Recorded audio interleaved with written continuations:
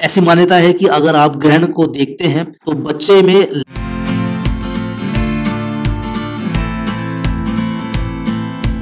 आप सभी का स्वागत करते हैं pregnancy life and you channel में। 8 नवंबर 2022 को चंद्र ग्रहण लगने वाला है। ये साल 2022 का आखिरी चंद्र ग्रहण होगा और ये कार्तिक पूर्णिमा के दिन पड़ेगा।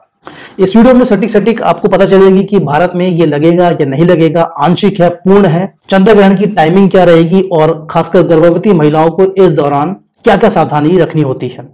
तो सबसे पहले हम धार्मिक मान्यताएं समझ लें, क्योंकि ये ग्रहण जो है कार्तिक मास की पूर्णिमा के दिन देखा जाएगा। तो शुक्ल पक्ष की पूर्णिमा है और इसी दिन देव दिवाली का त्योहार भी मनाया जाएगा। तो चंद्र ग्रहण के दिन जो देव दिवाली पड़ रही है, इसका महत्व और अधिक बढ़ जाता है। धार्मिक मान्यता कहती है कि चंद्र ग्रहण से नकारात्मक प्रभाव मानव जीवन पे पड़ते हैं। गर्भवती और बच्चों के ऊपर इसका ज्यादा असर देखा जाता है, तो गर्भवती को खास तौर पे खास ख्याल रखने की आवश्यकता होती है। चलिए बात करते हैं चंद्र ग्रहण के टाइमिंग के बारे में।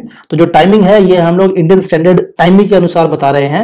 आप जिस भी कंट्री में अगर रह रहे हो भारत से अलावा, तो आप अपने टाइम जोन के हिसाब से इसको आप कन्वर्ट कर लीजिएगा। तो भारत में चंद्र ग्रहण की जो शुरुआत होगी वो होगी शाम को 5:35 पे और ये खत्म होगा 7:26 पे। चंद्र ग्रहण का जो मध्यकाल रहेगा वो रहेगा 6:19 पे। ये चंद्र ग्रहण भारत में देखा जाएगा और इसीलिए सूतक भी मान्य होगा। अब सूतक जो होता है चंद्र ग्रहण का वो लगता है 9 घंटे पहले। तो अप्रोक्सीमेटली आप ये मान के चलें कि 5:35 से सुबह के समय 8 नवंबर को सूतक काल भी शुरू हो जाएगा। और सूतक काल जैसे ही आपका प्रारंभ हो जाता है उसी समय से आपको विशेष सावधानियां रखनी आवश्यक होती है। पूजा पाठ आप इसके बाद आप नहीं कर सकते हैं। संपूर्ण भारत में तो ये चंद्र ग्रहण दिखाई देगा, लेकिन इसके अलावा प्रशांत महासागर, हिंद महासागर और अटलांटिक ओशन में भी ये चंद्र ग्रहण देखा जाएगा। भारत के अलावा पूरी एशिया में ये चंद्र ग्रहण देखा जाएगा। ऑस्ट्रेलिया, दक्षिणी और पूर्वी यूरोप, दक्षिणी अमेरिका, उत्तरी अमेरिका, इन सब जगहों पे भी ये ग्रहण देखा जाएगा। चलिए अब समझते हैं कि गर्भवती महिलाओं को क्या क्या सावधानी ग्रहण काल के दौरान रखनी है।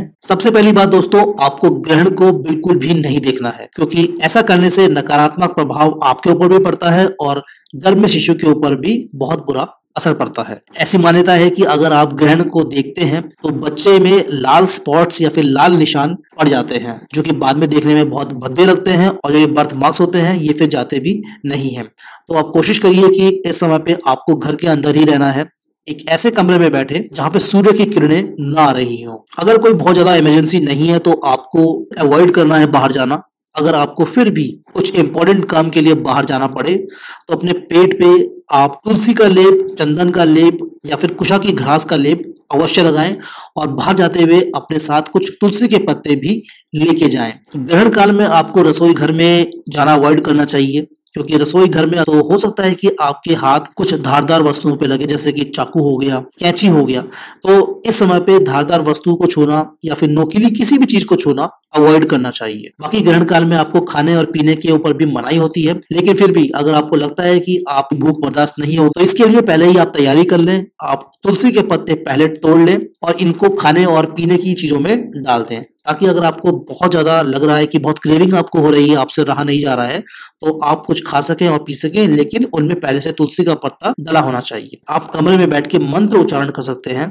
यहाँ पे आप अगर गायत्री मंत्र, महामृत्युंजय, इन सब का पाठ करते हैं तो ये आपके लिए अति उत्तम और काफी अच्छे फल देने वाला होता है। एक बात का खास ख्याल रखें कि ये कार्य आपको मंदिर के समक्ष बैठ के नहीं करने हैं। ग्रहण के संदर्भ में ये रूल है कि आपको मंदिरों को छूना नहीं है। अगर आपके घर का मंदिर है तो उसको आप बंद कर दें। अगर उसमें कोई बंद करने के लिए दरवाजा नहीं है तो आप उस मंदिर को कपड़े से ढक दें। और ये काम आपको ग्रहण शुरू होने से पहले ही कर देना है, क्योंकि ग्रहण काल में आपको मंदिर छूना वर्जित है। ग्रहण काल में वैसे दोस्तों बोला जाता है कि आपको टॉयलेट भी नहीं जाना चाहिए, तो हो सके तो अवॉइड करें। लेकिन अगर आपको बहुत प्रेशर हो रहा है तो आप बिल्कुल भी अपने इस प्रेशर को ना रोकें। ग्रहण समाप्ति पे आपको स्नान करना बहुत आवश्यक है। जो भी आपने वस्त्र पहले धारण किए हुए थे इनको आपको बदल लेने हैं, नए धुले वस्त्र आपको पहनने चाहिए। उसके बाद में सर्वप्रथम आपको गंगा जल से पूरे घर को पवित्र करना है, जिससे पूरे घर का शुद्धिकरण हो सके। उसके बाद आपको कोशिश करनी चाहिए कि ग्रहण काल के बाद आपको एकदम फ्रेशली कुक्ड खाना ही खाना है, बासी खाना को आप अवॉइड करें। तो दोस्तों ये सारी सावधानियां अगर गर्भवती महिलाएं 8 नवंबर 2022 की चंद्र ग्रहण के समय पे रखती हैं तो आपको नकारात्मक जो प्रभाव होता है ग्रहण से उससे बचाव मिलता है और घर में बच्चा भी सुरक्षित रहता है। वीडियो आपको कैसे लगी आप हमें कमेंट करके अवश्य बताएं। इस वीडियो को लाइक करें, शेयर करें